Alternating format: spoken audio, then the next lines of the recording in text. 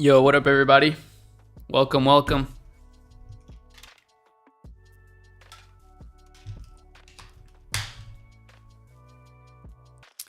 are you guys doing?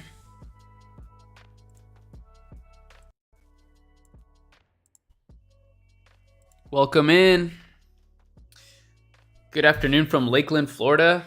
People from Florida, where are you guys tuning in from today? We usually get people from all over the world, so that's pretty cool. Hopefully today is no exception.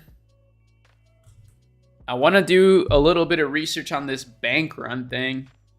I don't know if you guys are aware of what's going on, but it could have some implications on not only the money markets, but the Shopify game as a whole, because I actually think that a lot of customers' funds are backed or banked at Silicon Valley Bank for Shopify. I know that's the case for Etsy right now. So we'll see what's going to happen. I'm going to dig into it deeper with you guys on here. I haven't taken the time to actually do a ton of research on this. I've just seen the headlines on Twitter. I've seen people freaking out everywhere, rightfully so. So today we'll get deeper into what's actually going on. Oakland, Cali, Amsterdam. Dude, that's so cool. I want to go to Amsterdam. Please, how do I promote my store with low budget? TikTok organic, bro. Start making TikTok videos and post them everywhere else on social media. It's really that simple, man. And also, keep up with the Shopify ChatGPT challenge I'm doing. We got some updates coming. The store's been doing really well. We're running 2 stores for that, but the one that we started from absolute scratch is doing quite well now, and it's starting to scale a little bit. So we're probably going to take it to the next level. We've only really used ChatGPT, so even though there's a lot of scary things going on in the world, I think we're in a good position in terms of people building side hustles and online businesses, obviously. Just give me a second, guys. I'm just preparing some things. I got the dual monitor thing. You guys are seeing this monitor. And I do want to start personally just doing more streams where I just like kind of work while I watch something, because that's something I already do a lot of the day. So I'm like, you know what? I could just make content out of it, and I have fun hanging out with you guys. So like, might as well check it out, right? But give me a second here. I gotta do some setup stuff. Can you guys hear the music? Is everything okay? Like, any complaints so far from all of you guys that are in here? You know, we don't have a ton of people in here yet, but I want to make sure we're set up properly. A lot of people watch these like later on too, which is pretty cool. A lot of people like to watch the VODs. That's what you call these, like the stream recordings. They're all saved on my channel. SVB's CFO was at Lehman in 2007, and y'all know how that went. Oh, don't tell me that, bro. That's crazy, though. Croatia. We got people from Croatia. This collapse could lead to a similar 2008 crisis. Yeah, for sure. I could see that. Question for you. I see all these things happening in the world. How can I position myself to profit from it? Well, first of all, by learning a little bit about investing. I think the easiest way to profit from this is knowing that whenever there are big black swan events like this, the whole market is going to tank, just how you see right here. Fear and greed index. Really, that's the best way to take advantage of it. Like, obviously, I don't think you should take advantage of it in like an evil way, but just know that everybody's extremely scared. So a lot of great companies are out there at discounted prices. So that's an easy way, just invest in companies at a really good price. But then also, when it comes to actual e-commerce, I dropped a video today on this brand. It's super unrelated, but when it comes to e-commerce, like, I don't know, positioning your store in a way where like you're helping people save money, maybe helping some sort of problem in their life. I mean, that's kind of what people are looking into these days, right? Like, that's what happens when people are scared and going into recessions. I think they don't shop normally. They have different buying behavior. I'm the guy who types every morning, good morning in the Discord. You may know. Marion. Okay, that's cool, man. Love you guys engaging in the Discord. I don't know if you guys know about it, but Oh yeah, I just saw this, by the way. This is an interesting share here.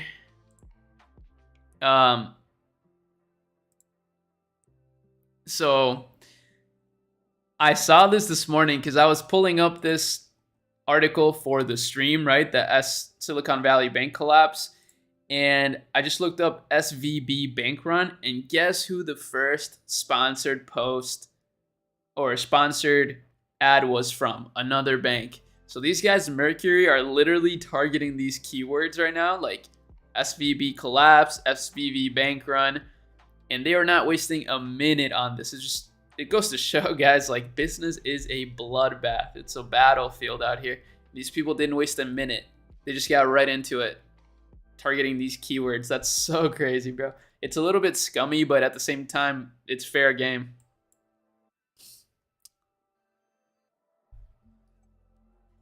Yeah, so investing, picking relevant products. Exactly. Those are two great ways. And I will say, like, I think a lot of people overthink a lot of stuff. That's something that is pretty widely seen on social media, at least. And I get a lot of people asking me for advice on a day-to-day basis. And it seems like a lot of people just like are doing too many things before getting actually like started. So I would say take things in small steps. That's why I gave you some really simple advice. Obviously, there's probably like a ton of different things that you could do to take advantage of these situations. But those are two simple ones. And I feel like if you just do simple, actionable steps like that over and over again, you'll be in a good position someday. I've been finding some really dope brands. So that's another thing I want to do today on this stream is just like go over some brands, break them down, break down the branding, see if we can notice any patterns that hopefully will help some people. I do have some pretty cool news. I'll take a screenshot here of my other screen.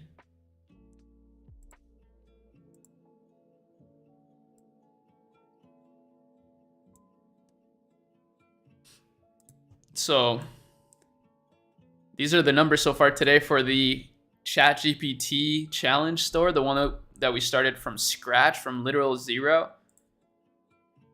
And we used this template right here. Oh, that's not it. This one right here. We used this exact template to launch this, which is pretty crazy. And it's converting really, really well.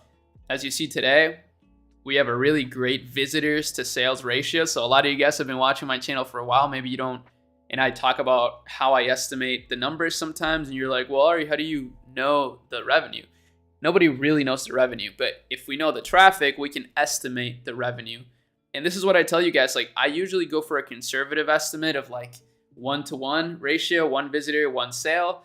But a lot of times, if you're getting traffic from Meta ads, for example, exclusively, you get really wild ratios like this, right? I mean, this one's not even that wild, but like 1-to-3 almost. So one visitor equals 3, or one visitor is equivalent to $3 per visitor.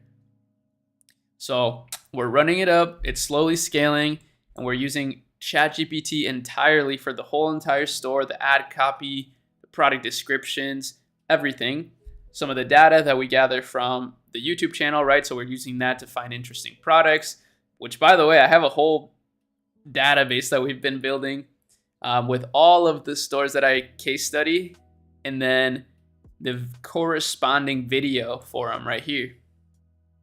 So you can, check this out. I'm trying to link this to this. Like, I want to make a page on the AKEMI Lab website so that people can access this for free, like as a tool. I think that would be super cool. And I'm working on that right now. But for now, yeah, this is what we're using for the store, and it's totally crushing it. So I'm telling you guys, this is the best value out there in the e-commerce space right now. $20 for this is like insane. And I'm really happy about it, to be honest, because it means that it'll be accessible for people. Ultimately, I think right now with everything going on, right, it's really never been a better time to have some sort of side hustle that you're pursuing. And that's what I think you should really approach this as personally. Like, I don't think you can do whatever the fuck you want, obviously. But just from what I see out there, right, is a lot of people have these expectations of building $1 million business, a $10 million business. And like, I contribute to that a bit to an extent by showing you these $1 million businesses. But I try to make it a point in every video to say like, yo, these businesses have been working hard for a while, right? Like they've been putting in the work. It's not like they just popped up overnight. And I really think that if you just start a side hustle, right? Like while you're doing whatever it is you're doing, maybe you're going to school, maybe you have your job, whatever it is, if you start a little side hustle, you know, you can start nurturing that. And honestly, it's fun. Like it's a fun thing to do. And then it'll actually start producing income for you, extra income that you can use for the month. And then eventually it'll grow into something bigger and bigger and bigger that will eventually overtake whatever it is that you're doing, right? It will no longer be your side hustle. That's how I started my first businesses. And I fell in love with that idea of a side hustle. So, and I personally think, yeah, that adds a lot of value to people's lives. Like just knowing that you're going to make an extra, like even like $500 a month, that would change a lot of people's lives. So that's why I'm trying to make, you know, products like this super affordable so that anybody can get their hands on this and can learn to build a side hustle or business on Shopify. But yeah, I thought this was so funny, guys. Like, what do you guys think? Do you think this is pretty funny? Like, I looked up SVB Bank Run, and the first sponsored result was Mercury Bank. So what that means is that they're starting to target these kinds of keywords, which is pretty messed up if you think about it. But also, it's fair game. It's also kind of genius. It's like an evil genius thing to do. Let me answer some questions here before I go on to the next things. Hi, Ari James from Kenya. Notes, don't overthink. Take small actionable steps. Got it. Yep, exactly. Next time, vote with facts and not emotions. It's a shame the media made Trump out to be a villain. He was saving this country. Okay, that's not really relevant. How do I deal with adding more payment options on my Shopify store without having EIN and register business? Well, you should definitely register your business. I mean, just do it, bro. It's not like you don't have to name it after your store right now and get a new business registered every time you open up a Shopify store, but you can create some sort of business. For example, for me, I have a AKEMI Corp. That's my business, but we have multiple things under that, right? So you only need to create your EIN once, and then, yeah, it's a bit of an investment, but you can do it for like you can either do it online for a bit of money. It'll be like $300, or you could do it in your state and it'll be like $100. Yo, G, yo, what up? Can we get your thoughts on Etsy and the deep crap they're in? Well, yeah, bro. I mean, that's what I'm saying. Like, I think that also will leak a bit into what's going on at Shopify, right? I think Shopify has some exposure to this bank, which is kind of crazy. And I really hope that it's not a big deal, you know? I really hope that they didn't have all of their customer funds banked in this bank, but who knows? They haven't addressed anything yet, so we will see. I think when it comes to Etsy, right, like I think we'll see what happens. Like the worst case scenario, they lose people's funds. I don't know. I feel like the government will have to step in here at some point. Best case scenario, that everything is okay. The government steps in, you know, funds everybody, and, you know, we go on. What product are you selling? Just some product, man. You know, just a good product. I will say this. I'm trying to think of problem-solving products. I mean, we have all sorts of brands, I guess. Not really, but I think right now people want deals. People want things that have utility to them, and that's what I'm going after, basically, and trying to build brands around that.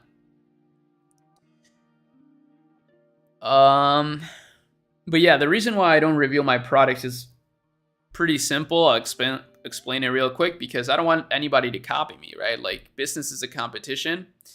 Unfortunately, even though like you don't have to worry so much about competition all the time, it is, you know, and people can jeopardize your business or try to. Like, people are not like looking out for you by any means. So it's good to keep some things private.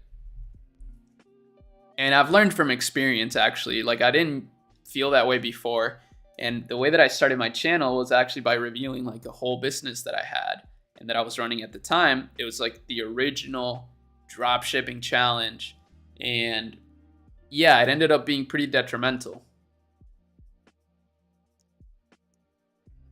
May I ask, what are you investing in and how are you positioning yourself if you haven't already in this current market? So I'm investing in not a ton of things. So some of the things I'm investing in are like Tesla. I have been investing in Shopify a bit, which I'm a bit concerned about with this whole fiasco, but it's whatever. I'm trying to hold these things for a very long time regardless. Then On, which is a semiconductor company in the US, TSM, which is a semiconductor company in Taiwan. They supply all semiconductors for Nvidia and things like that. I have some Nvidia as well. Some Microsoft. I like Microsoft a lot. They pay dividends. Pretty cool. What else do I have? That's basically it. And yeah, I'm just, I'm buying on days where things look really bad. That's what I'm trying to do consistently. Whenever I see like a very bad day, I try to buy a little bit of stocks if I have some, if I can, and that's it. I'm not trying to stress about it too much personally. But I think over time, that's what wins. I mean, I don't know. I think that's kind of like how Warren Buffett has done it over the years. And I'm trying to be safe these days. But I do have like Bitcoin and Ethereum too. I love Bitcoin and Ethereum. So I have some as well. And I'll be investing more into that too. But I'm still just trying to build up cash. You know what I mean? Like, I think cash is king. I no longer think it's trash. Okay, let's see. Alex Fedotov claims to be making 10 plus a year with e-commerce, not dropshipping, but he hides the name of his brands, which makes no sense since you interviewed him. Have you ever seen his brands? I've never interviewed him. I've never seen any of his brands either, but it's kind of what I just mentioned, like it's smarter to keep things private. Like, keep this in mind, right? Like, why would it help him to reveal the brand to his e-commerce entrepreneur audience, right? They're not going to support the brand. They're going to try to copy it and take it down and become a competitor. So it really doesn't make sense for him to build those in public. So I totally understand why he doesn't do that personally. And is this current market influencing the product you sell? Yeah, a little bit. Did you see Ecom King brand product exposed? No, I didn't. Okay, we're getting some people in here. Where are you guys tuning in from? We got a lot of Shopify stores that I want to show you, some really cool ones. This one's really interesting. This is like a Chinese store that just drop ships. And they're actually doing really well. I've been seeing them a lot on Twitter. They're running Twitter ads and things of that nature. Also, I found some other stores that were really cool, like knife stores that are super expensive. Like, look at this. This knife is $573. I mean, it looks really cool, don't get me wrong, but that's a lot of money for a knife.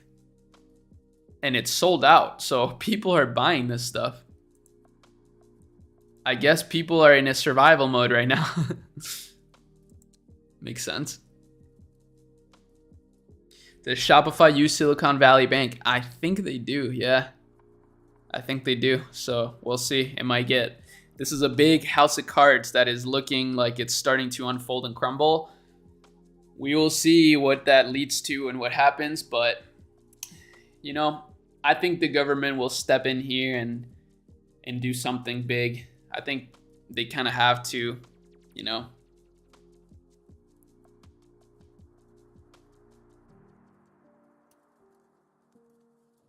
This is why Bitcoin is my favorite investment. I don't trust CEOs. They can completely ruin a company overnight. Yes, Bitcoin is a great investment. I feel like it's only a matter of time until the whole fiat system crumbles, even though they're making efforts in trying to regulate the crypto space so that maybe it doesn't pop off as fast as it should, should, but still it will. Is Shopify even profitable? Hell no, bro. Shopify is like one of the most unprofitable companies. Shopify stock.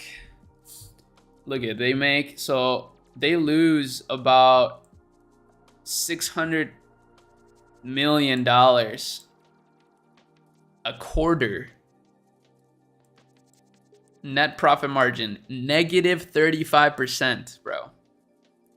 But the revenue is up. So this is what a lot of companies do these days. They just try to grow at all costs. And now when there's moments like this and they get caught with their pants down, they get smacked, for lack of better words.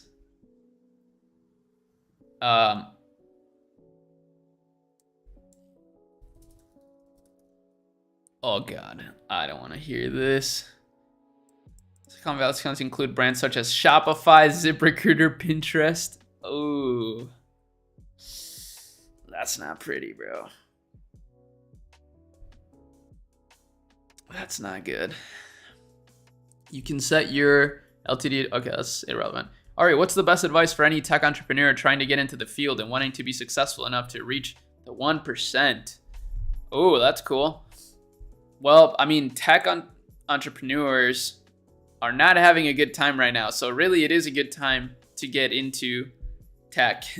You know, I think these moments are really terrible in the short term for a lot of people, but they also present like amazing opportunity for other people. So yeah, man, I don't know. I think just the best piece of advice, and this is going to be my advice till the day I die probably, because it's really helped. I think it's kind of been a staple in my life, is just take things one step at a time, bro. Like, start something. Start learning, messing around with AI tools. Start messing around with Shopify. And over time, you'll just become more competent. You'll start seeing the world a little bit differently. And maybe you'll start to spot opportunities that you can capitalize on. That's my 2 cents. That's what I do.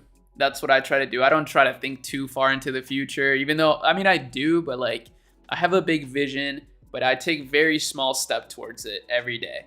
And I learned that advice from some guy on Instagram. I don't know who this guy was, to be honest with you, but he seemed very wise. He seemed very successful. He was older, and he said, be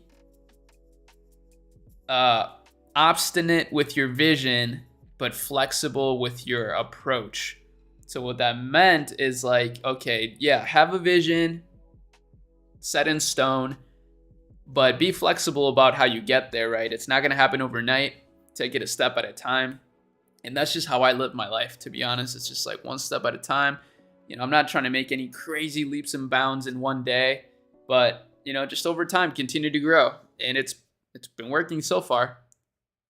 So, you know, we'll see where we're at in 5 years, especially in times like today, right? Like, where there's a lot of crazy stuff going on in the world. I mean, yeah, I have almost everything I do is on Shopify. So if Shopify goes down for whatever reason, I will definitely be affected. But I'm not going to it's not going to ruin me or anything. You know what I mean? But I really do think this will be okay. Like, I think the news are worse than, well, it's actually pretty bad. It's a bad situation, but I feel like there's, you know, it's probably also a lot of headline and mass hysteria going on, right?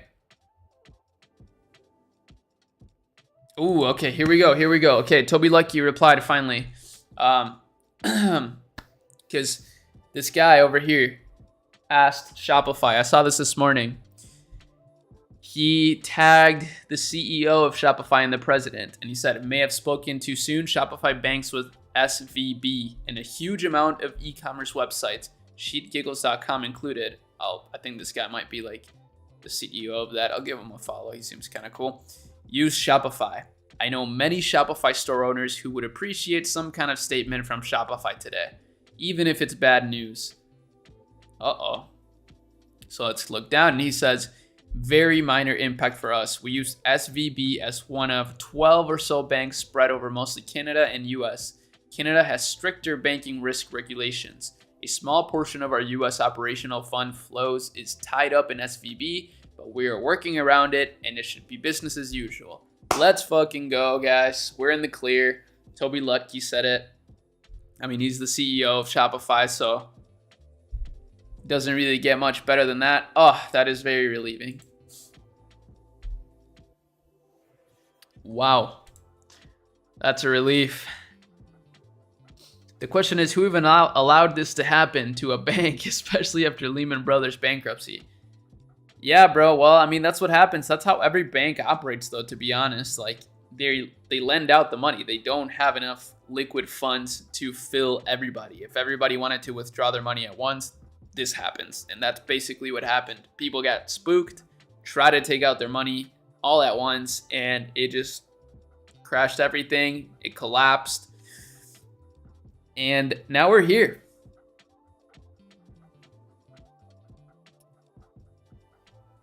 Oh yeah, in USDC right now, this is another big thing. USDC is unpegged right now. Oh wow, it's already back to 97 cents though. That was fast. It literally got to 89 cents. So you could have made 10K today if you traded this, if you bought some at the lowest. But this is crazy though. This is supposed to be a stable coin. That's nuts, man. So many tabs open, so many things going on. It's all distractions, but it's also interesting.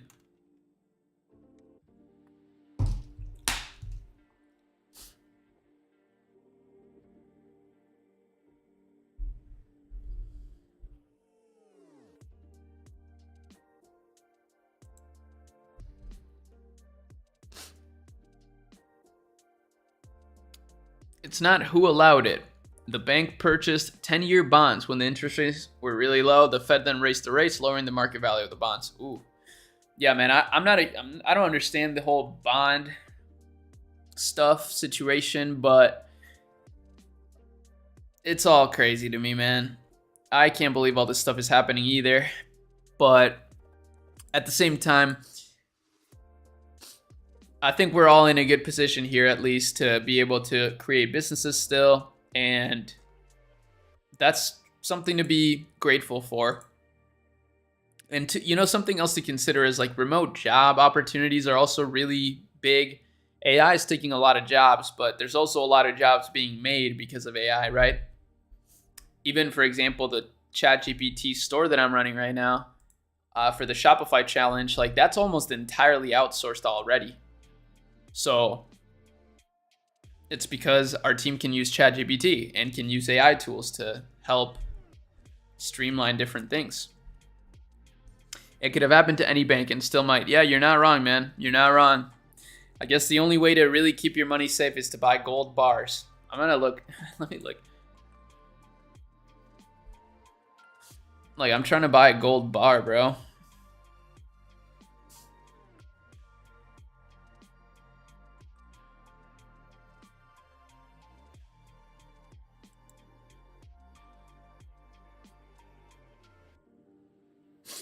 Like, can I just buy a gold bar?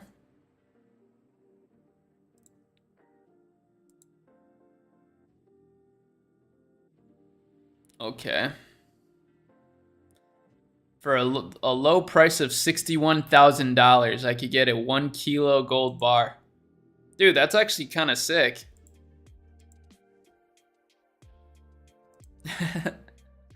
That's pretty cool. This looks like a Shopify store for gold. Wow. Low stock. Act fast. They got low stock of gold right now. We got to act fast. Ship date March 28th. Bro, this is worse than AliExpress. No way.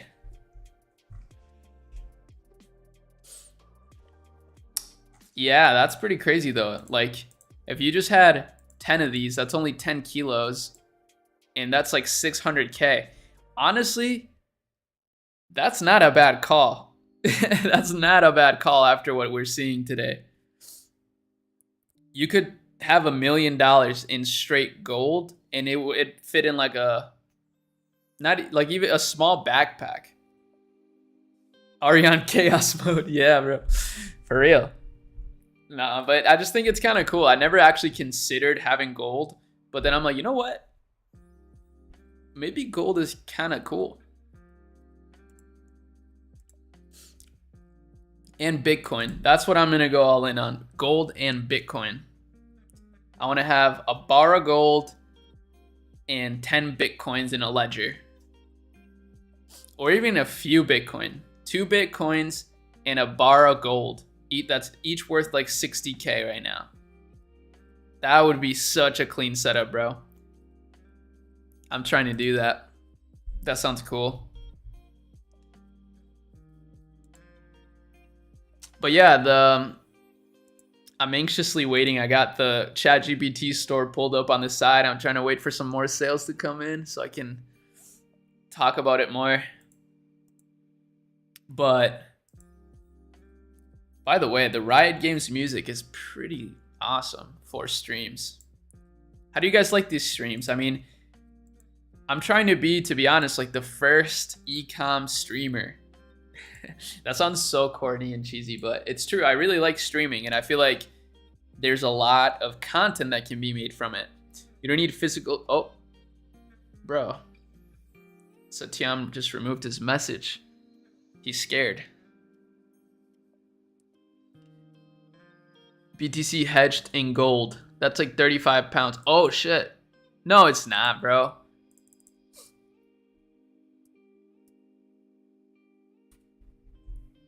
It's 2 pounds. So, yeah, that's not a lot. Does anyone here have the pass? No. You look like XQC. I've never heard that before, bro. I've never heard that before. But that guy's pretty cool. Oh, yeah, this is... Somebody asked in the chat in the Discord about a voice AI platform. This is it. So you can make cool voices for your ads.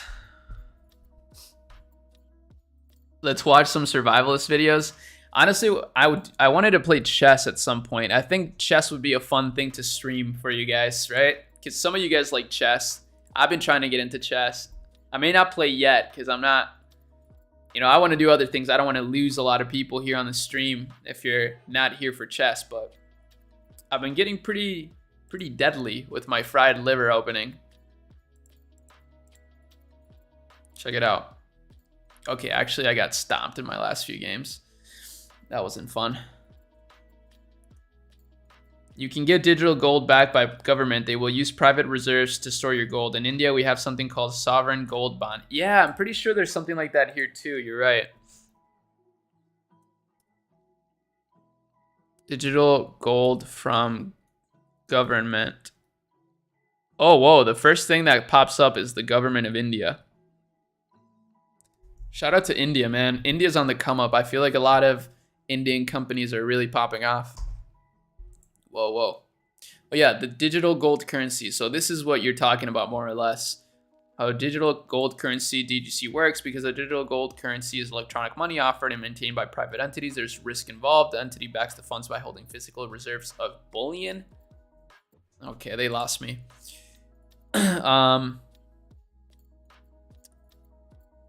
Yeah. Can you explain the pass one more time? So the pass gives you access to this entire section of the AKEMI lab, or the AKEMI Discord, the AKEMI lab part of it, which is a bunch of research that we do. We got AI utilities in here, assets, questions. You basically get like full access to me, my team, every member in here.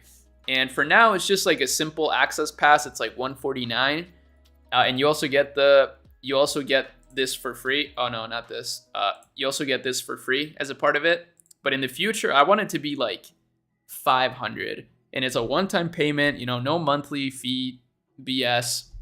But it's like you get a whole bunch of stuff, and like we do an NFT in the future maybe for people that want to get deeper into the business. And yeah, it's just like a cool community, like a closed mastermind, you could say. That's the simplest way to explain it. You don't need it. I'll say it right now. The AKEMI community is free. It's a free community, so just join it. But okay, this guy's... Oh wait, no, this is different. But yeah, if you wanted to join this, do it. Like it's really cool and fun, but you don't need it. I thought this was so funny. I'm still laughing about it. I'm from India. We have a population of 1.4 billion. Yeah, man, you guys got a big population. A lot of smart people. So yeah, I mean, a big labor force. That's pretty OP. Like, look at China, right? But China's kind of collapsing, I feel like. Don't they just kind of sell courses? Oh, you're talking about Kobe, YouTube, Marco Ecom, or Alex Middleman? Yeah, I don't know. I don't know those people. What's a perfect example of a black and white Shopify store? I mean, this one right here is kind of a good example. Bomini. This is like a drop shipping store from China. It's by Chinese suppliers. It's pretty interesting, but it's not that cool. Black and white stores. I'm trying to think of any that I've reviewed. Let me look at the database here. There's definitely some.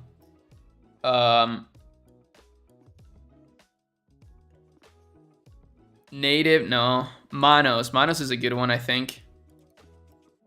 It's a luggage store.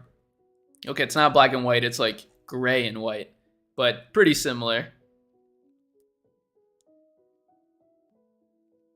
This is a really clean brand.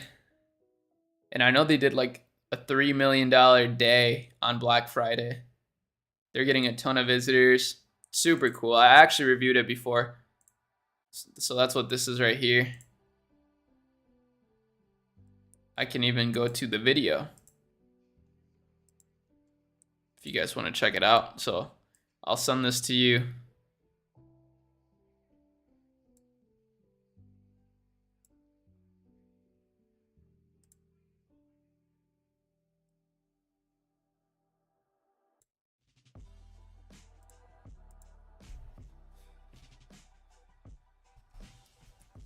Cool design.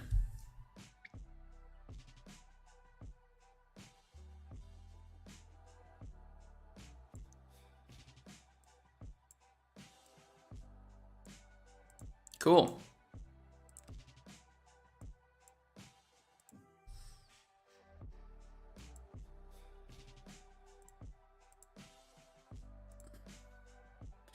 Yeah. Twitter's been pretty interesting lately. I feel like it's caused a lot of mass hysteria in a lot of ways. I feel like that's a lot of the social medias these days. They're a big root of people's anxiety, I would say. At least for me, I feel like when I have my phone nearby these days, I'm like, I just don't operate the same. You know what I mean? It's just a little different. It's not the same.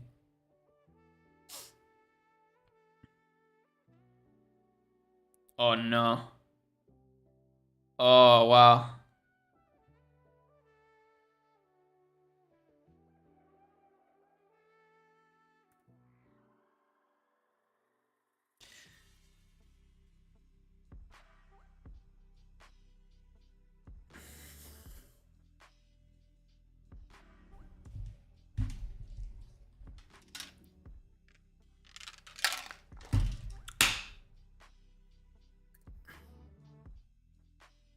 Can you please recommend me the minimum budget I should spend daily to test Facebook ads? I would say minimum of $50 a day.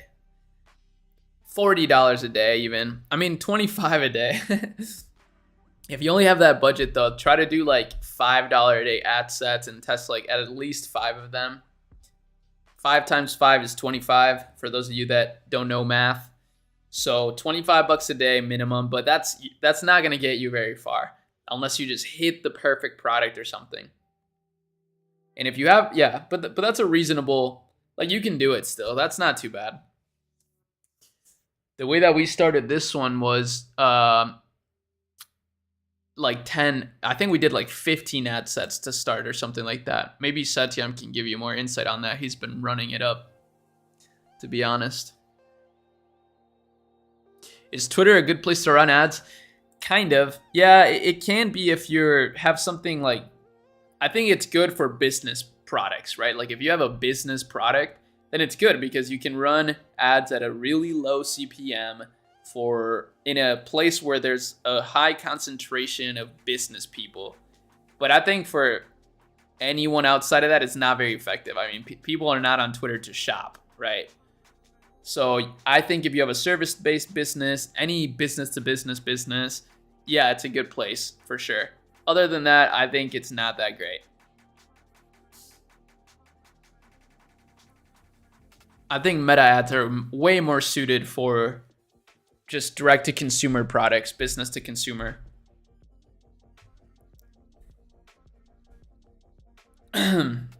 Yeah, I'm trying to get into the habit of just like streaming more and doing things that I would normally do, like by myself, but on stream. You know what I mean? That's kind of what I want to do more of, because I already do. Like, I'm on my computer a lot of the day, and I have a lot of fun just straight up being on my computer. So it's like, you know what? Why wouldn't I just stream more and just stream what I'm doing? Like, I have nothing to hide, right? Like, and if I do have something to hide, I can just put it on a different screen. So it's not that big of a deal. But damn, crazy. USDC actually came back pretty fast. Some people made a lot of money on this, I'm sure, on the comeback. But overall, so suspicious, right? Like, how sus is this? Very suspicious. Should we watch something? There's a lot of content, honestly, that's good. I said we would do some ecom research. Let me show you this store. It's kind of cool. It's a cool niche. Let me make this smaller for those of you that are interested,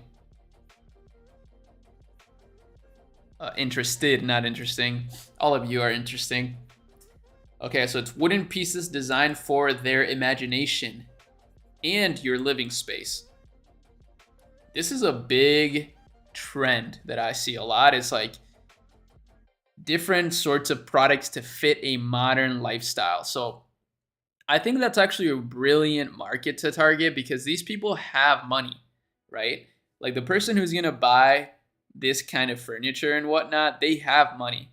So whether or not we're in a recession doesn't affect them too much, and you can do a lot of good still. I think having a business that's profitable, you know, you can donate money, you're paying a lot in taxes, so you're helping the economy in ways. Like, there's a lot of benefits to having a business, a successful business. Like, there's a lot of actual humanitarian impact that you can have.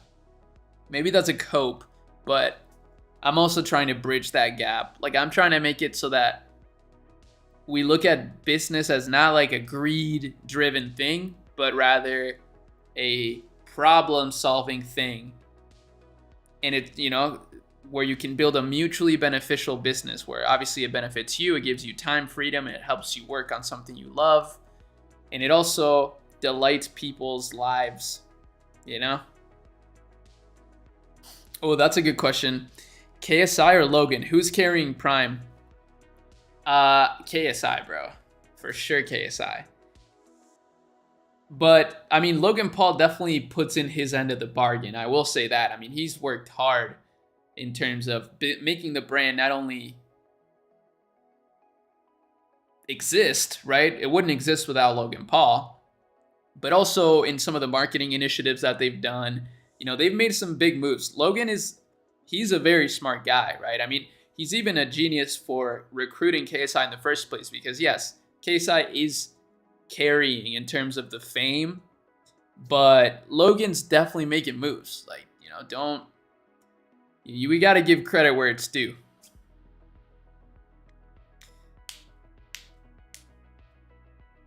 Actually, that's something that would be kind of cool to watch, because I just saw CoffeeZilla posted a video summary on his Joe Rogan podcast appearance, and I think he talked about the Logan Paul crypto scam, which is always an interesting topic. CoffeeZilla has been absolutely popping up, and it's so crazy because I actually vividly remember this guy making videos on like Alex Becker, like back like 4 years ago, whenever Alex Becker was talking about drop shipping, and he had like a big drop shipping course.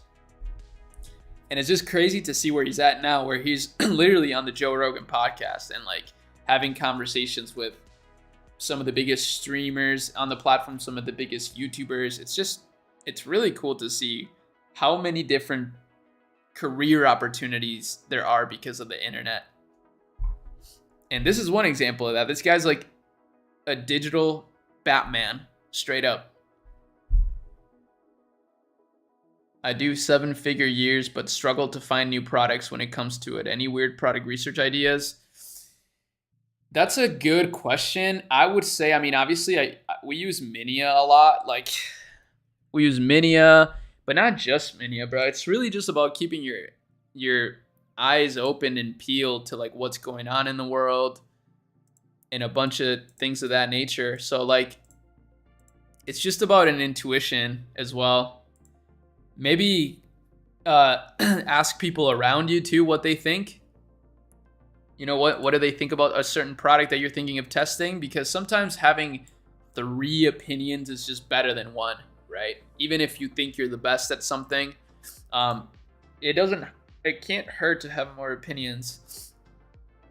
Well, it can actually sometimes, but yeah, like, I don't know. The easiest way to succeed with a business is just to copy what someone else is doing and make it a little bit better. So that's pretty foundational advice, I would say. And there's so many this is what's crazy to me. There's still products like this that are the simplest product on earth, and it's got 16K likes. It's like popping off right now. Actually, this is not popping off right now. So yeah, this tool is not entirely accurate, clearly, as you can see. We do have a discount in the description for it, though. It's 20% off with the code RE20. Again, you seriously don't need any tool out there. You don't need any of my products from AKEMI Lab. You don't need Minia. You don't need anything. All you need is some discipline and willingness to learn. But these things can save you time, so that's what's kind of cool about them. I mean, we use it a lot personally, so not gonna lie, we do use it a lot, but it's not something you need. And yeah, you gotta unlock, it's like what Satyam just said, you gotta unlock your dropshipping eye, bro. Or just your business eye. I don't even want to say dropshipping. I think it's just generally, it's like a business thing, because there are entrepreneurs out there that will just think of $1 billion idea, right? It's like, how do you come up with that? And I think it's just by keeping your eyes peeled and thinking of problems that, like, trying to spot different problems that you see in the world and then finding fitting solutions for those problems.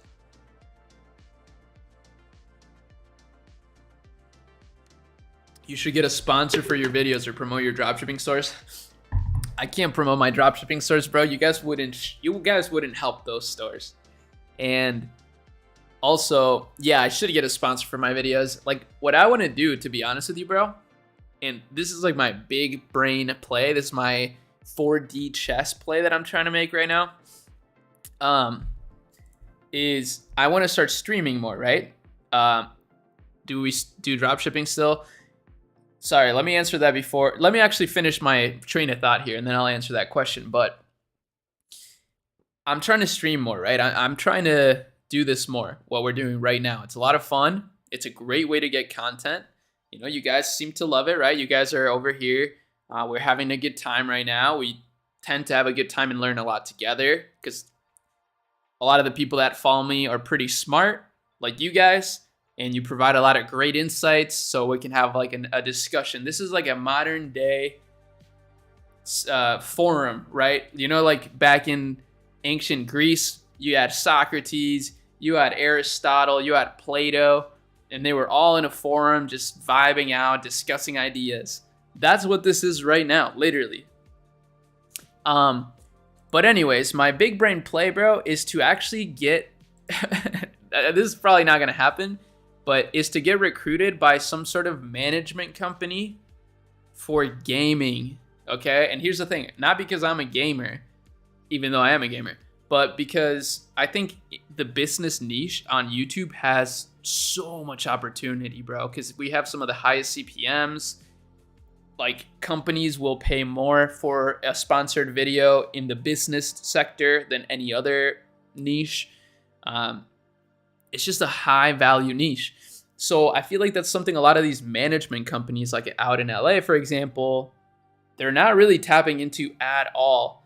And I would love to be the guinea pig for them, you know? Like if I can make money from sponsors and also be able to make all these crazy connections with these streamers, right? Then we can not only grow the channel and community, but we can also help a lot of people as a result, help them start their side hustles or just, you know, have fun with business or investing, whatever it is we talk about on the channel, but also be able to work with their brands because a lot of creators have brands and my team, you know, we can help them. We can help them take their business to the next level.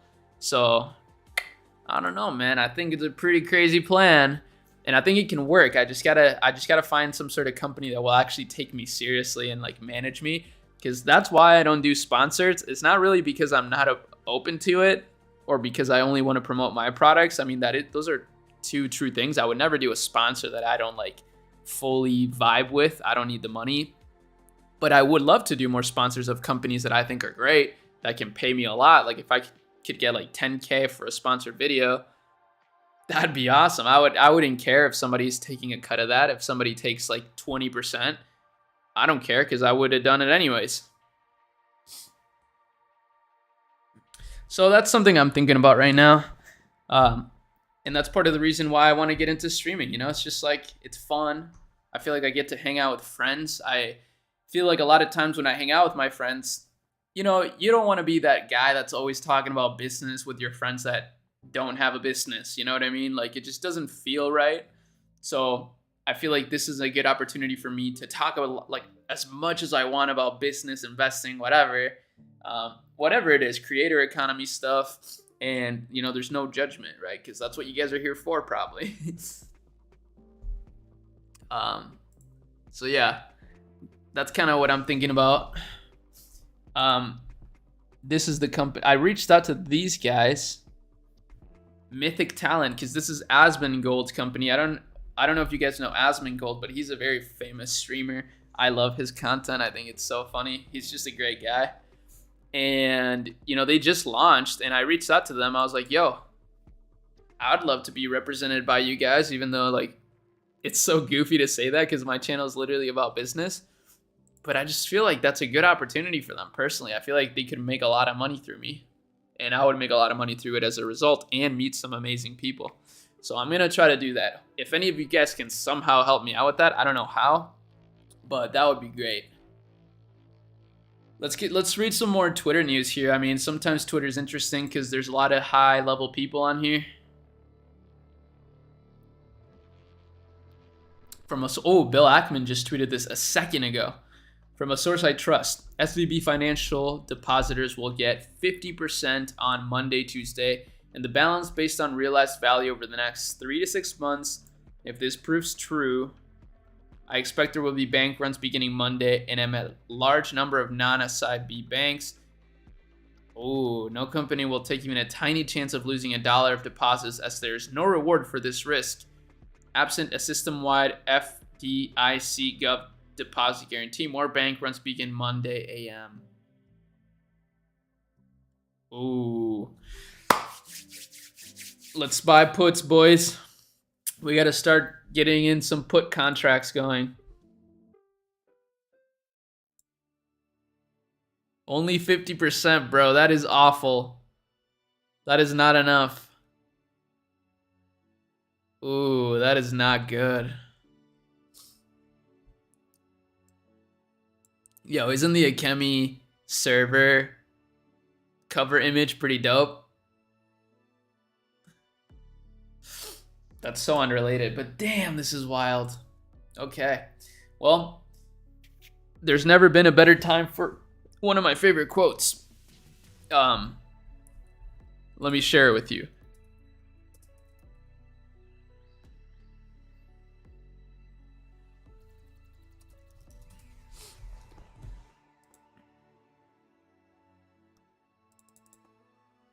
Okay, I can't find it. God damn it.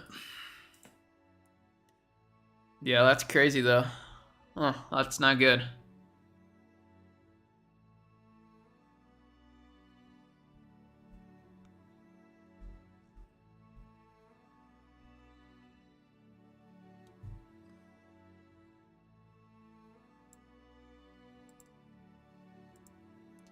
Listening to our in the background while playing League isn't all that bad. Oh, whoa, you're playing League over there? That's a big brain move, bro. You're getting some juicy insights while you're climbing. Hopefully you're playing ranked. That's what I actually played a couple of games today. I'm not even gonna lie.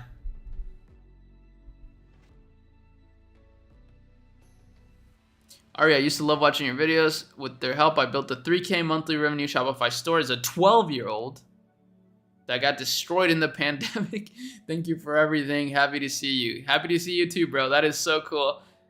Wow. 12 years old. That is insane.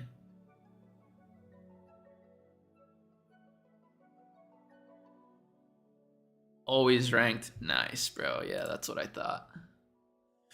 Okay, so this was one of the founder of this was very concerned about the Shopify potential outage here. And they sell sheets. Wow.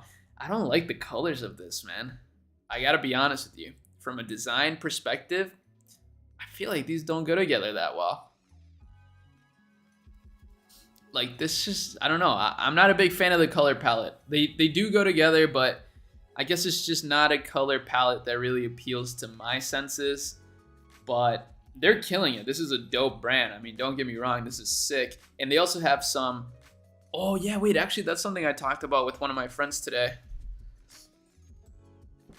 Oh, whoa, I didn't know what you just said about Biaheza. That sounds interesting.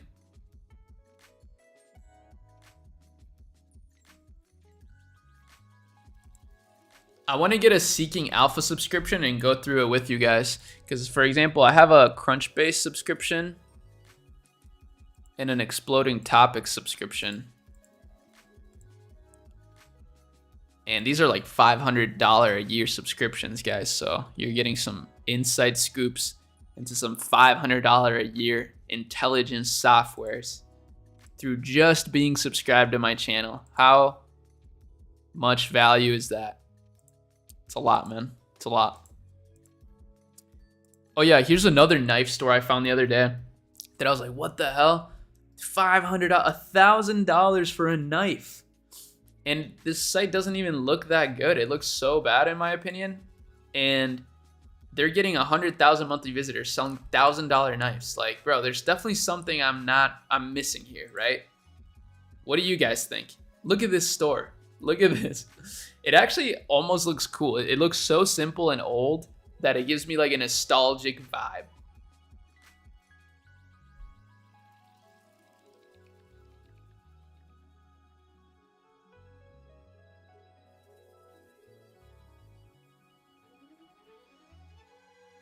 This is why I want to stream more, man. Whenever I don't stream for a while and then I stream, like my voice gets so strained.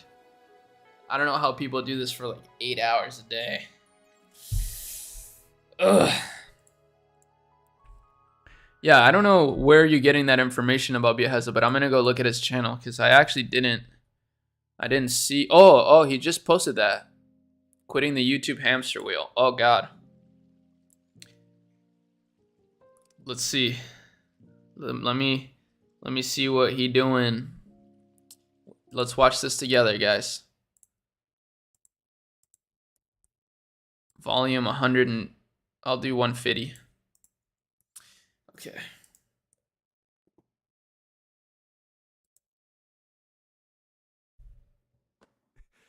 Biaheza was reported dead this morning. R.I.P.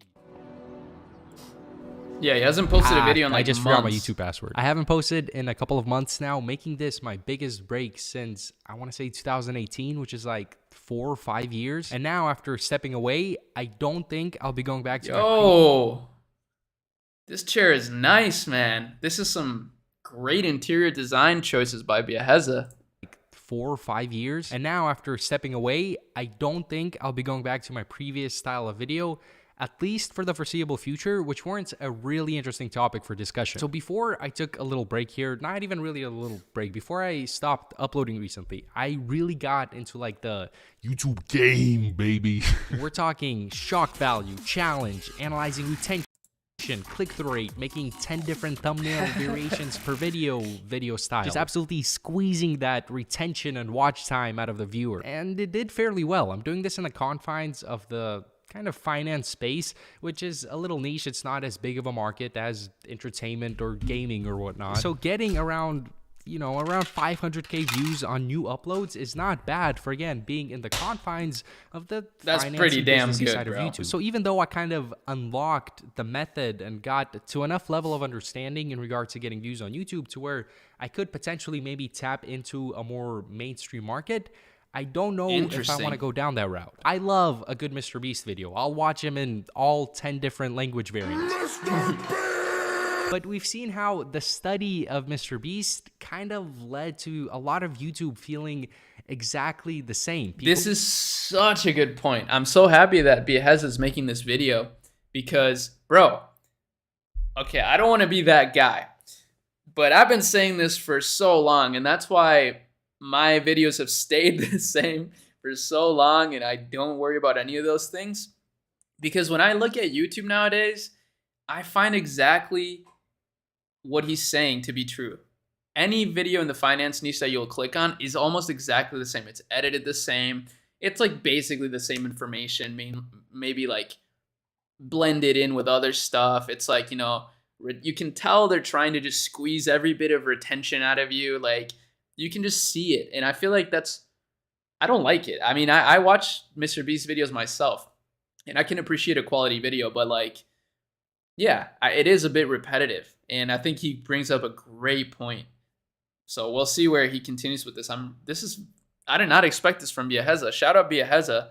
Hopefully, I've actually talked to Biaheza before. I'll pull that card. I know Biaheza. We've DM'd, and he's a great guy. So I'm very excited to see whatever it is he's going to do after this. People are just replicating the same exact retention tactics, and because they're carbon copies of each other, a lot of these videos just feel soulless. Like, there's a huge Twitter community around this, down to accounts analyzing the color choices and color palettes of different thumbnails, and this study and style can work. You can get a ton of views from implementing these retention hacks and over analyzing all of this data, but in the process you're not really building community, and it just kind of feels empty. I'm sure you could tell I'm a huge YouTube consumer. I absolutely just gobble up all. Me too. I watch so much YouTube content. It's like actually ridiculous.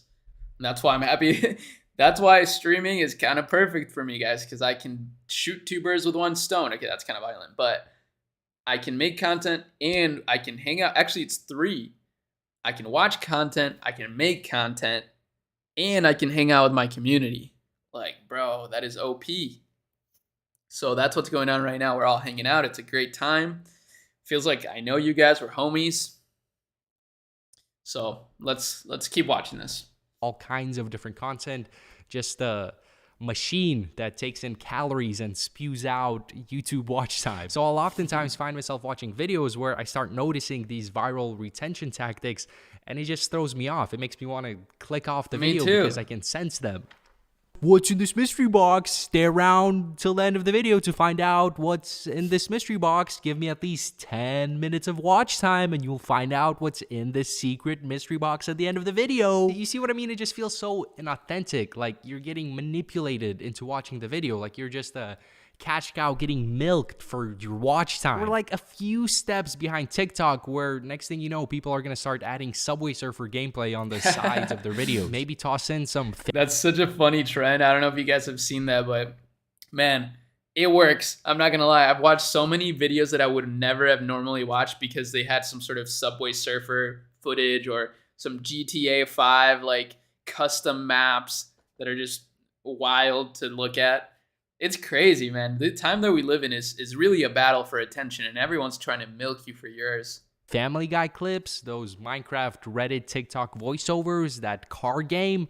Where does this end? But my point being, I feel like going for these broader audience, broad market type videos, you slowly become more and more inauthentic, and you go on this dark path of trying to outdo yourself every video until suddenly you find yourself filming in a forest in Tokyo. And the views, although higher and higher, become more empty and more meaningless. And you kind of just start making such a deep content video. for the sake of content type videos. Top 5 chat GTP businesses to start in 2014, regurgitating type of videos. And honestly, that's kind of what I've been experiencing. It's a huge part in the shift in content that I'll likely be making moving forward. I don't want to make content for the sake of content, retention-centered type videos that steal 10 minutes from a million people every week. When I first started making business videos... Somebody said Family Guy clips on the landing page is the new meta. That's a good one, man. What kept me going were the thousands of DMs I was getting from people who were watching the videos, following along, making money online from them, and improving their lives. And become ultra high net worth individuals, as I have. And I don't think I want to trade that for a higher but much more meaningless and disconnected view count. It's cool, it's a huge ego boost to get a ton of views, but I'm blessed to be in a position where I don't have to do that to sustain myself financially.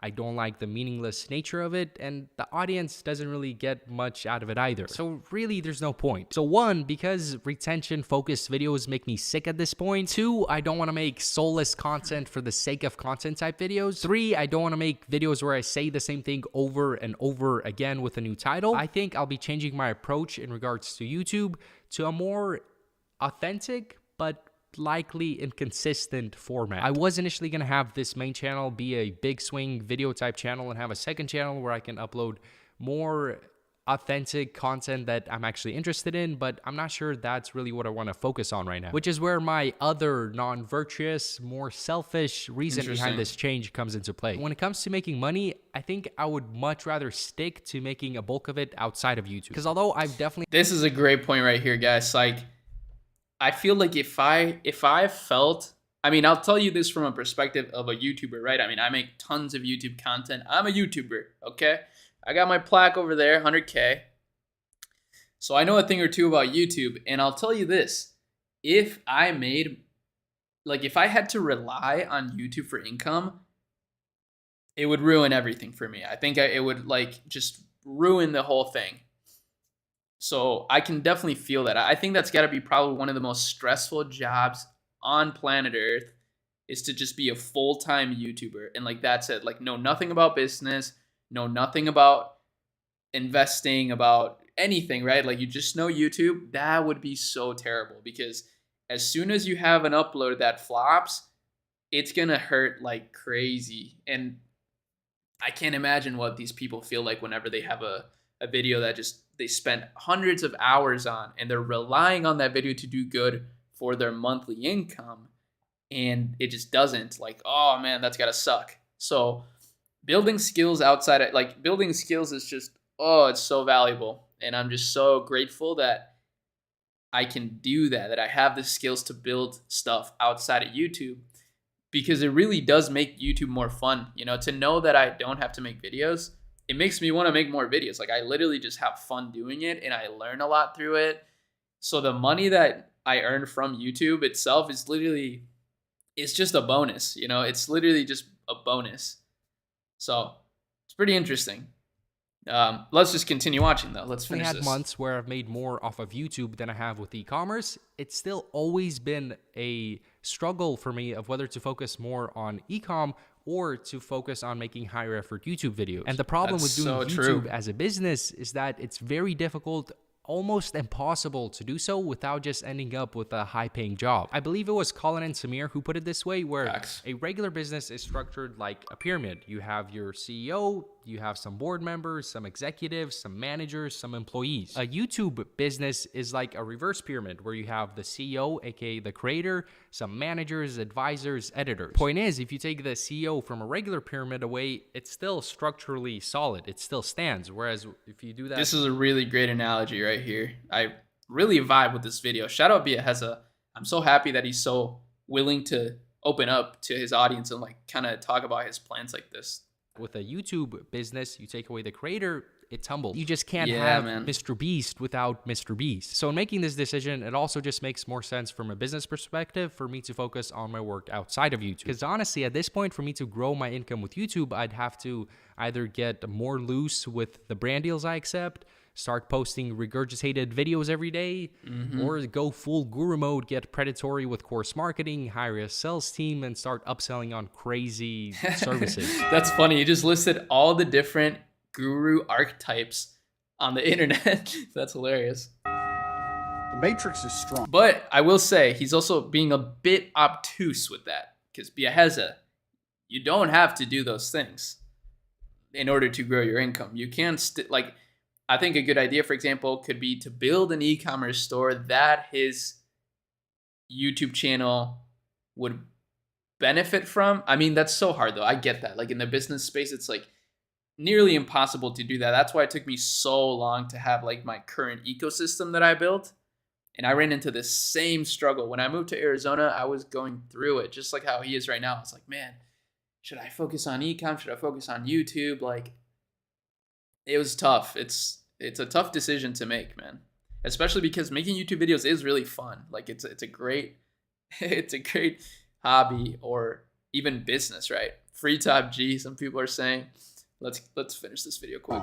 Just stuff that I'm not really comfortable doing. I do have a course that I fully stand by, but I wouldn't want to price it at a point where people would be spending their last dime on it and then hire a sales team to coerce viewers into doing so. So I could make like 10x more money with this kind of thing, but it would require me to do things I don't really want to do and to sell out, and I don't think I really want to sell my soul like that. And so if I combine that reasoning with what I'm seeing with TikTok ads right now, it just feels like a special moment in time, like the early Instagram brands that used Facebook ads to propel themselves into evaluations in the hundreds of millions. I know I've talked a lot about this, and now there's other people hyping it up, but still, I don't think many people realize how crazy this whole TikTok advertising thing is. Coming from a world 5 years ago where I would need to hire an actor, use high quality camera gear, spend hours and hours editing advertisements only for them to get banned because of strict Facebook ad guidelines,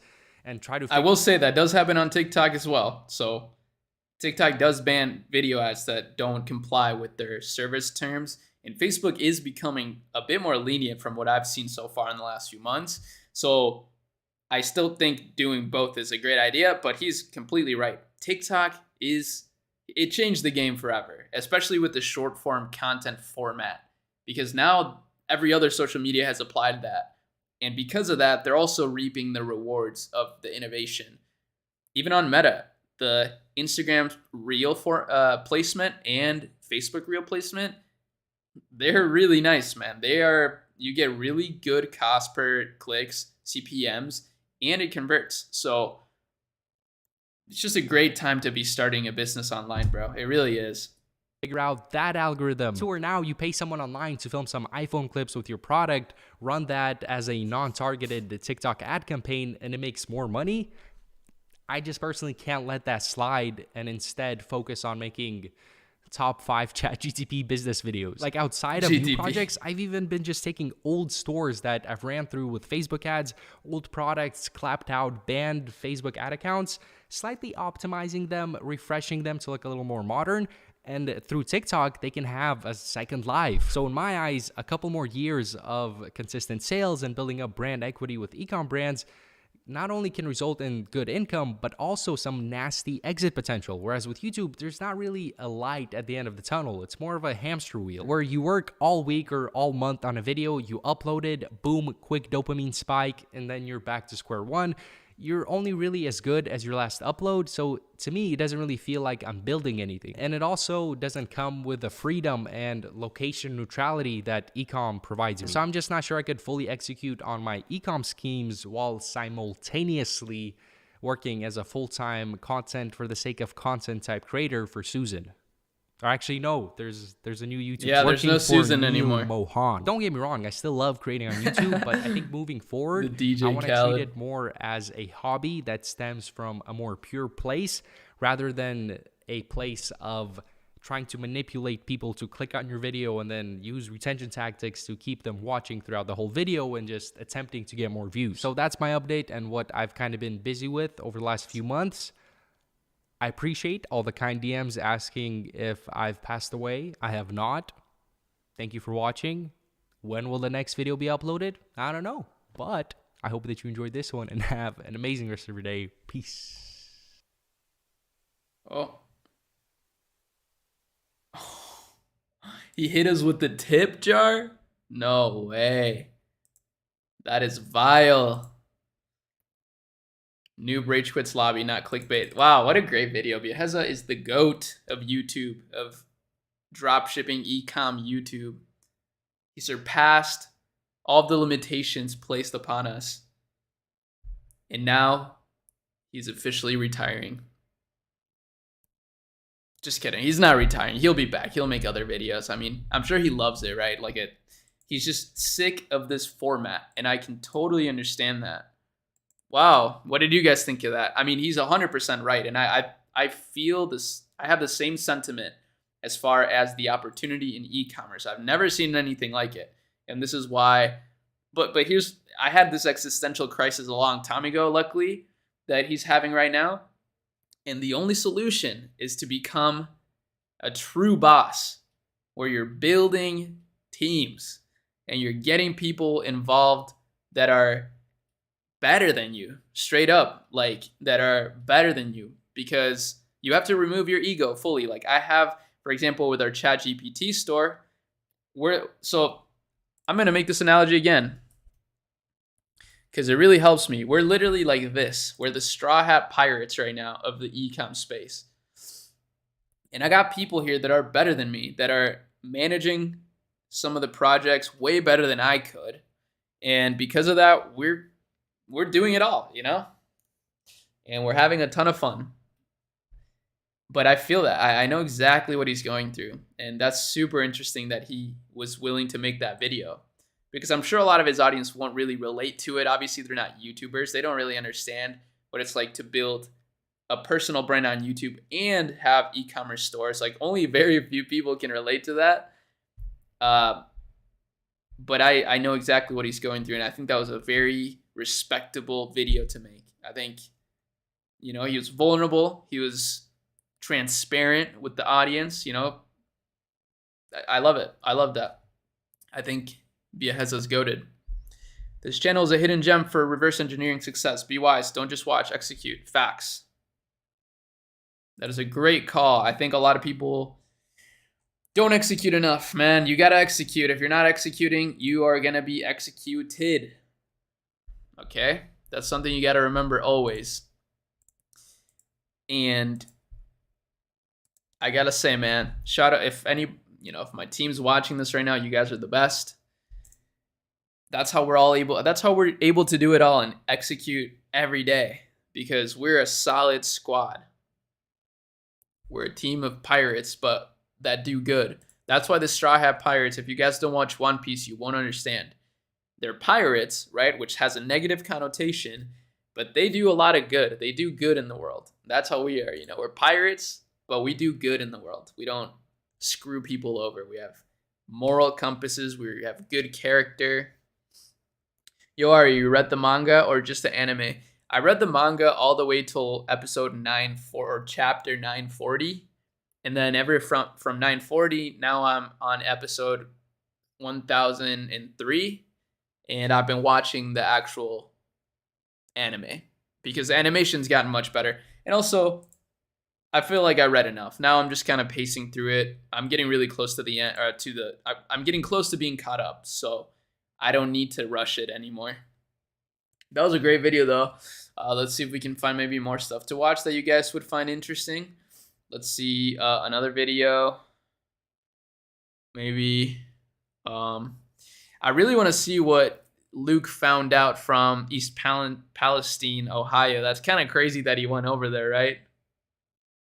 Let's check it out. I've been wanting to watch this. The freaking derailment was right here.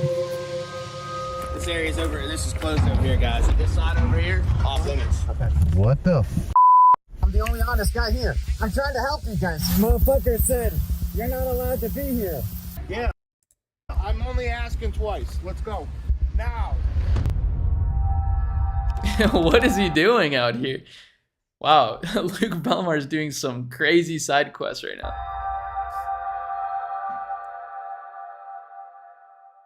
Toxic train derailment. Toxic train derailment. Train derailed in Train derailment. Toxic train derailment and toxic spill nearly 2 weeks ago in East Palestine. What's up, guys? Welcome to another vlog. This one is a little bit more serious. This is a little bit different because a few weeks ago, something took place that doesn't happen often, but when it does, it's something worth examining. A train derailed in East Palestine, Ohio, and very few people seem to care, apart from the locals, of course, and everybody whose lives have been absolutely fucking ruined from this mismanagement and this disaster. But without getting too... I will say something here. I didn't know how many trains actually derail every year. Like, it's kind of insane.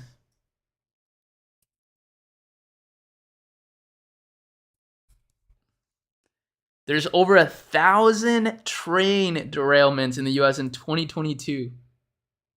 Like, what the fuck? That's just crazy, man. Crazy into it, I started thinking, based off of predictive programming, based off of things that are happening in society, if you want to attack people, you want to pollute two things, the air and the water. I mean, let me show you from the fucking hotel. You see it right here, purified water. We know that this is basically bottled tap water. That is absolutely fucking bullshit. Now, most people's water supply in East Palestine has been declared safe. The air is safe. Some residents are worried about returning home, wondering what the lasting impacts of the toxic train wreck. What do you use to clean your home for a chemical that you've never known existed? Do you even plant a garden? How concerned should we be? We've also just learned that the soil at the derailment site has not been removed by the rail company yet, adding to the mounting concerns of the dead fish that CNN saw. The conditions are so bad that one woman has rashes on her body after showering. But we know that when it comes to vinyl chloride, shit gets serious, especially when you burn it, it merges with water molecules in the air and can produce hydrochloric acid, aka acid rain. And we've seen countless evidence that shit is not okay. So I approached Mr. Belmont, my brother, went to his room. I was like, dude, what if we just fucking pack our bags, go get some carbon filter masks, potentially some hazmat suits or some gas masks that are known to help with vinyl chloride filtration, and we go fucking test this water ourselves. Because that's crazy that he did this, actually. Wow. The water's safe to drink. But then the locals are presenting evidence that this shit's not okay. And there's very few people with a massive platform or a big enough platform to make a splash. So here we are, just landed in Miami, on our way to East Palestine, Ohio, to see what the fuck is going on. You know what I'm gonna do?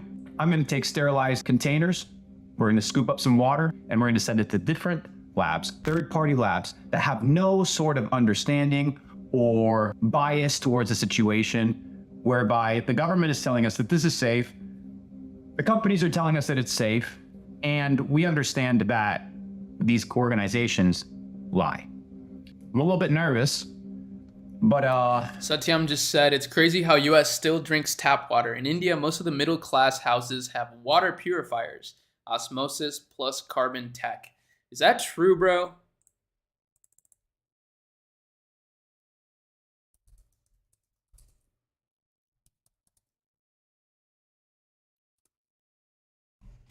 In this case, the court held that the right to water is a right to life and thus a fundamental right. In this case, the Supreme Court stated that state is responsible for providing clean drinking water to the citizens.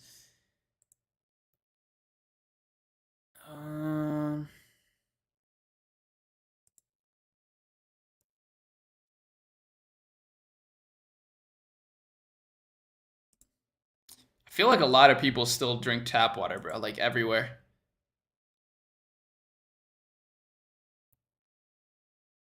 Okay, let's go back to the... Oh, wait, that's not it. It's this one. Somebody's got to do it. If you guys think this only affects 500 people, then you don't really understand how the world works, how water moves, how air flows. This is a really long video. I don't know if I can do this, guys. I really wanted to talk about more Ecom stuff still. I'll leave this pause and maybe we'll continue to watch it throughout the video, throughout the stream, but I want to do some more stuff still. I have some stuff that I want to research. I told you guys about Crunchbase. And yeah, I'm trying to find some interesting companies on here. Sometimes you learn a lot from these companies. Like, one skin raised $12 million in a seed round? Like, what? What even is this, bro? OneSkin.co. It's just the skincare brand. Oh, okay. This looks really clean, though. Let's see what they got going. Okay, they're driving a lot of traffic. They raised a lot of money. Let's bring this music back.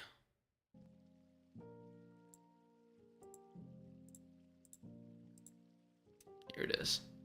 Wow, this is a really interesting take on a skincare brand. It's like a real scientific approach, like, you know, laboratory research type stuff, which is pretty cool. That's a cool vibe. That was the idea behind AKEMI Lab a little bit. It's like to treat it like a research center, like a real research lab. Pretty interesting. Wow, they raised so much money, almost $20 million, and they're out of San Francisco. So actually, chances are they got money at the Silicon Valley Bank. So a lot of this money may just go to waste, which is crazy, man. That sucks for these companies.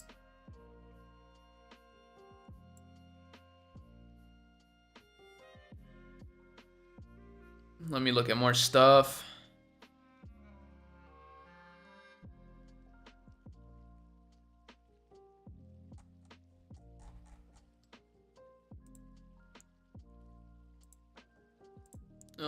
We can look at companies in e-commerce. I think we can filter by e-commerce.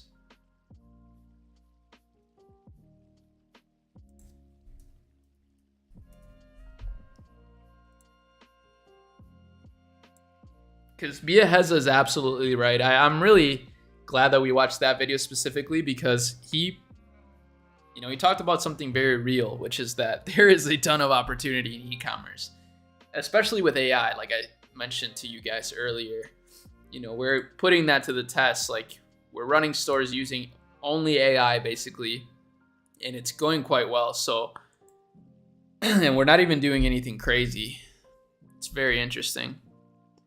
Okay, so we got some, these are huge brands. An interior design startup in India. Okay, let's check this out. We got some people from India here, so we can see maybe what they're doing. Oh my God, they've raised almost $500 million, bro. That is crazy. So Live Space, an Indian interior design company that's raised nearly $500 million. Wow. Almost 3 million monthly visitors. This is insane, man. $3 million plus a month. I mean, no, they gotta be doing way more than 3 million a month. I'm sure their average order value is huge. Let me see the modular interiors. This is actually a brilliant idea. It's kind of like IKEA, but wait, okay, so what they do is your journey in a snapshot. Booking, so you book, you with your designer, then they design it, and then they manufacture and install. That's crazy, man. So they got the full system where you not only get paired with a designer to make custom stuff for your space, but also they manufacture the stuff. That's wild. That really takes it to the next level. And here's their actual store. So that was the design, interior design system, but this is the actual e-commerce store behind it. And, it's just a regular interior design store. Really interesting. And they're running a big sale right now. So this is what I was saying in some of my videos today, is that running a sale right now is a good idea. A lot of people are looking for sales. They're looking for ways to save money. So if you're running a sale on your store, you may get your visitors more incentivized to convert right now.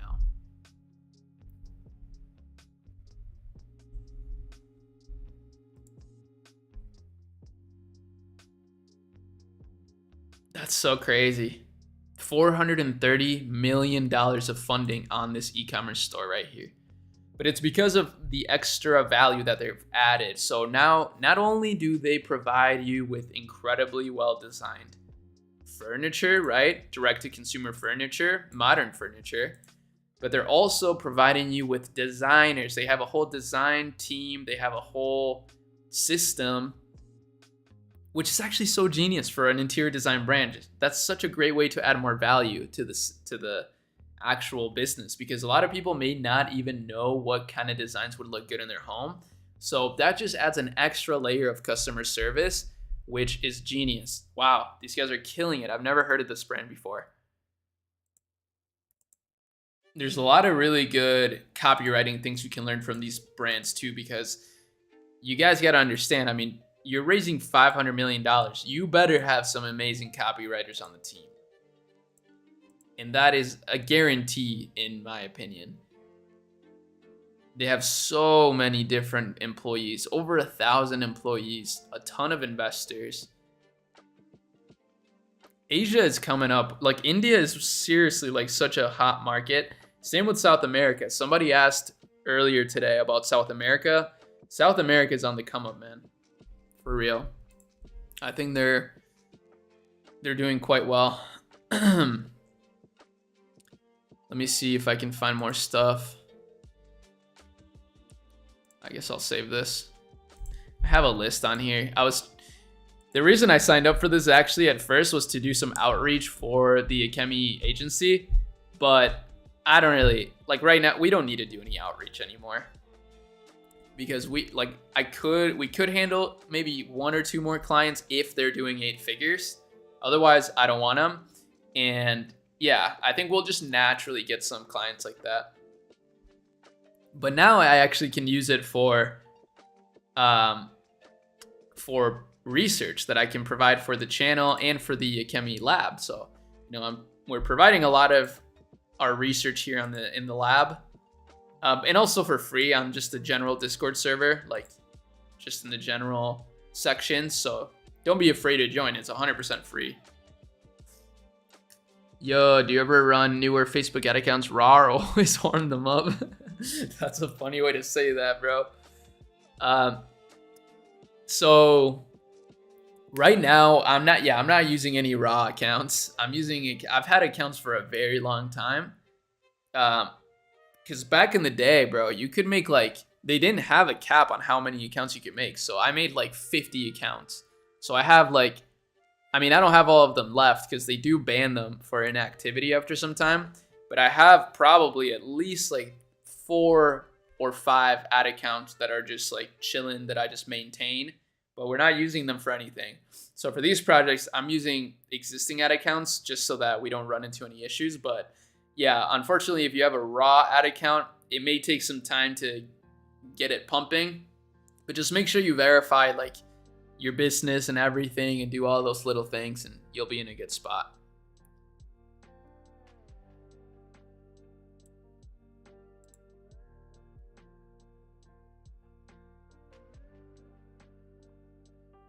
Let's see if we can find some really interesting brands.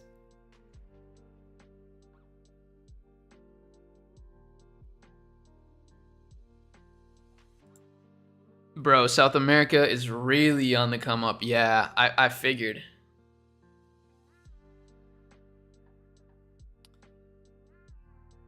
The Farmer's Dog. Let's check this out. This sounds cool. Total funding 100 million. Bro. These companies are out here raising money like it's nobody's business. That's crazy, man. Okay, this is actually such a brilliant brand. 2.5 million monthly visitors. Wow. This is brilliant though because this has such an emotional component, right? Who doesn't want their dog to live longer and be healthier and happier? I swear, people will make their pets happier than they would even their own kids. People value their pets so much, you would be surprised. If you don't have a pet, you probably can't relate, but if you have a pet, they're literally like your children. So these are genius business ideas right here. Such good design too. I actually really love the design of this brand. I think this is such a interesting logo design too. The Farmer's Dog. It looks like a permanent marker font. And this is genius here. They have a veterinarian section to it. So they're also doing like business to business. This is so clever, bro. Some of these brands, they're just so genius. I love that. And this is such a clean feature right here. This like before and after. But this does make it obviously more processed, right? That's why it'd be ideal to just eat the whole ingredient. But wow, they're driving a lot of traffic. I actually want to see though how they are gaining their traffic or where it mainly is coming from. My guess, because this is a $25 to $50 million brand in revenue, or at least that's the estimate from SimilarWeb, but we can cross-reference with Crunchbase. These guys are estimating, okay, they're stoned. Less than 1 million. You're crazy. Okay, we'll trust this for now then. Let's keep going down and okay, mainly US. That's not too surprising. Wow. Okay, 25 to 34. That's actually the age demographic that would have guessed, right? This is like millennials. So of course millennials and then older people. Direct, organic search. Okay, so 75% organic and 25% paid media. Interesting. That's a great ratio. A lot of it from Meta. Look at that. Facebook ads, still the king. Still the king. And then they got linked. Wait, this is really interesting. LinkedIn 8%. Do you know why that's happening? It's because of something I mentioned. Can you guess what it was? It's from something over here. It's their business to business relationship. Guess who is going to be on LinkedIn? Probably veterinarians. That's such a hard word to say. Probably vets, okay? Probably vets. So that 8%, it's probably exclusively coming from vets. How nuts is that? That is so clever. And then Facebook, obviously, they're running a ton of ads. Brilliant business. Shout out to these guys. This is a really good promotional bar right here. You've been gifted 50% off your first purchase. Redeem now. This is clever, man. That would convert very well. That is a very good idea. Wow. I still can't believe how much money they've raised. $100 million raised.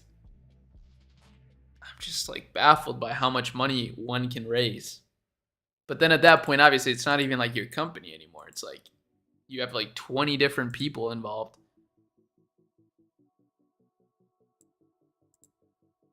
This is a cool brand. We looked at it earlier. Monos. I did a full video on it. I actually linked it in the chat here. By the way, I do want to enable like chat subscriptions. Not to make like money from it necessarily, but because I think it would be a cool way to get people even more involved in the channel. And then you guys could have like emotes and things like that. And then we could really be like an official streamer, you know? What do you guys think about that? Would you pay to be like a special subscriber?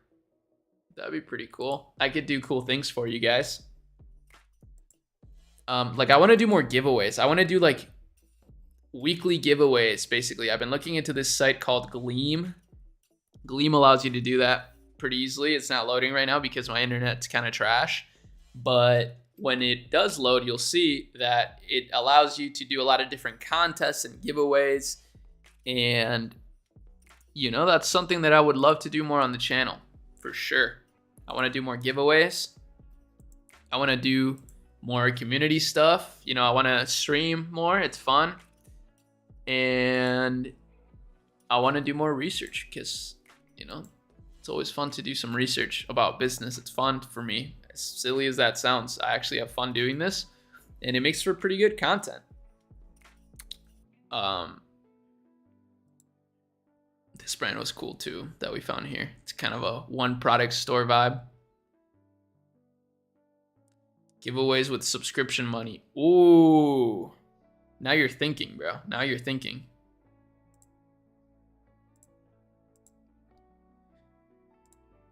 Okay. What else? What else? What else can we find?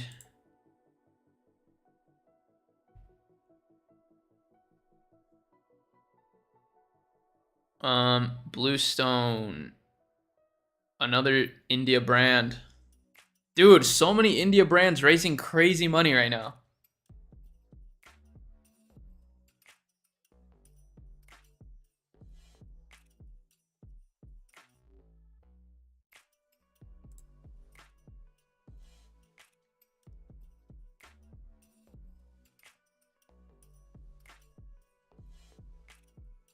Mercado Libre. I actually invested in this as well recently.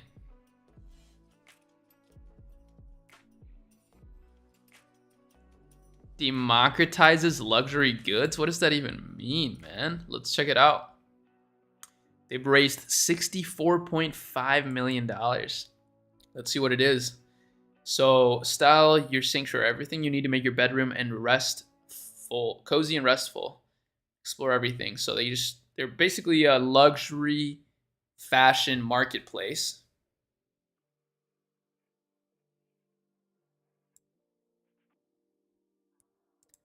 And 3.5 million monthly visitors. Okay, so this store is absolutely crushing it. I mean, this is beautiful product photography, but damn, man, this is cool.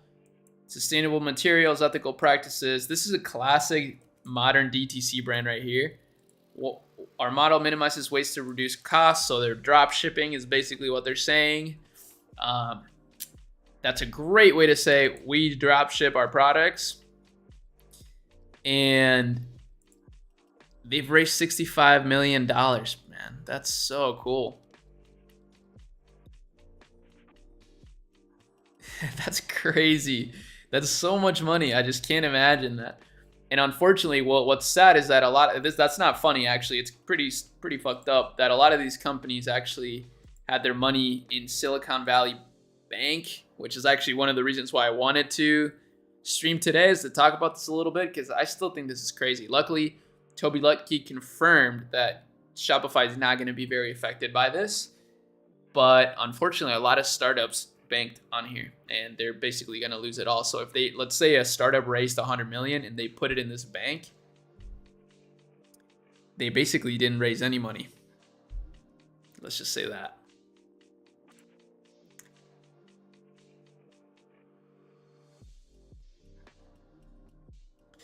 Hey, I'm new here. Recently seen your video with Luke Belmar. Was curious if you have a video introducing yourself. I'm assuming you have a background in ecom. Welcome. Glad to have you. What I do? I guess I don't have an intro video. But yeah, man. But welcome. Yeah, you're exactly right. I have a big background in ecom, and yeah, I don't really have an intro video. I'm not gonna lie. Maybe I should make one, I guess. But welcome.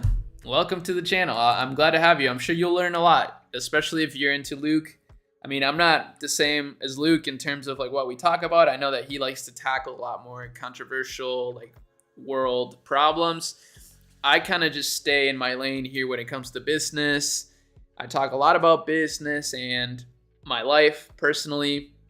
I feel like I live a good life. I feel like I have some wisdom, even though I'm not very old. I feel like I've gained a lot of wisdom over my life. And yeah, just try to help people out here, have a good time myself, try to learn a lot myself. So I think you'll learn a lot too. And I definitely think everybody that follows my channel will be better off. That's kind of my goal. It's just for you guys to be able to hang out with me and be better off. That's kind of like a good circle. If you have a circle that, you know, you're better off because of that circle, then that's good, right? If you're worse off, then that's not good. Would be awesome if you could do some content on how these startups raise this much money. How do I send you money? I think you can send donations now through Stream. Like, there's a way to donate, I'm pretty sure, if you really want to. But I want to enable just like subscribers.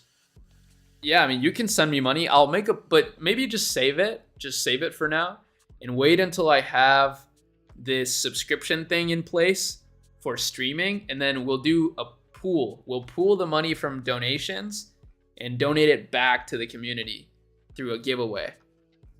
That'll be sick. That'll be super cool. So just save it for now. I really appreciate the gesture though, man. That's really nice of you though. You want to just send me money. So we'll make it soon enough. I'll let you send me money so that we can pool it together and do something cool with it that you guys can be involved in as well. That'd be fun. That sounds like a lot of fun. And yeah, I mean, to answer your question about how startups raise this much money, it's really just networking, bro. It's really just knowing the right people, like knowing these investors. Look, we can actually take a look at these investors because, again, I paid for this tool right here, Crunchbase. I'm a pro subscriber. It's $500 a year to access this information that I'm showing you right now for free. And that's not, to gloat or anything. It's just to show you the value that we're trying to provide here, because we're all a community, okay? We're all a tight-knit community in here. So I'm trying to feed you guys some good information. So number of investors, 8. Who are the investors? Okay, there are a lot of big companies out of New York. So, this Quinn's company is based out of New York. So I'm sure they just go to a lot of investing events and stuff like that, like just networking in New York. All of these investors are actually based out of New York, it seems like. Actually, not all of them. I lied. But a lot of them, like it seems like at least 50% of them are based out of New York. So I'm guessing the founders just went out there and networked and just started meeting hella people, and were able to somehow raise $65 million over 4 rounds. It's really that simple. People will give you their money if you just mention some of these keywords right here, such as minimizing waste, sustainable materials, ethical, direct to consumer. If you mention those things, you'll be able to raise a ton of money, it seems like. I'm just being sarcastic or cynical a little bit. But it does baffle me to know how much some of these companies raise. It's pretty unbelievable.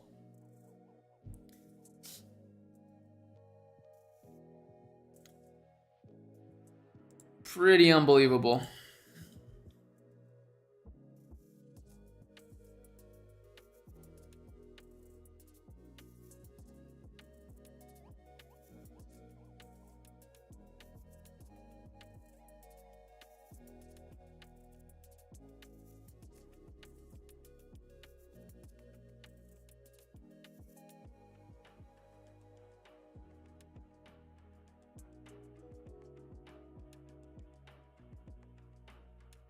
Yeah, guys. Yeah, I'm getting kind of tired. I'm getting a little bit sleepy. I may need to go take a nap. It's 4 o'clock here. It's getting kind of late. I'm going to go for some coffee or something for my throat. Maybe some tea. It's starting to hurt because I haven't been streaming much. I haven't streamed in like over a week, I think. So,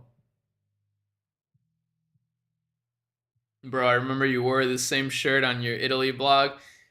Yeah, man, this is my favorite shirt.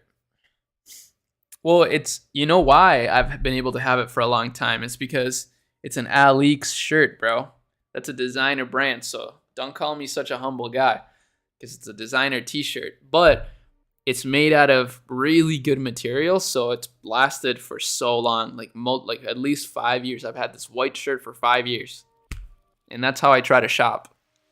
So I think it's good to invest in the things that are a little more expensive sometimes if they're going to last you a long time. But yeah, man, hopefully you guys had a good time on this stream today. I actually had a great time. I love you all. I think this is an amazing community. And this really is only the beginning. That Be a Heza video got me kind of hyped because it further confirmed a lot of the things that I've thought about in the past few years. And it re-emphasizes in my own personal, journey that I'm going in the right direction. So, very excited to be going through this with you all. We're all in it together. And I'll see you guys on the next stream. Be on the lookout for it. All right. Hope you guys have a great rest of your day. Have a great weekend. Enjoy your weekend.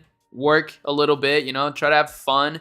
Try to have fun with your work. I think if you can have fun with your work, it makes working easier. Yeah, bro, you gotta go to bed, Satyam. It's way too late over there.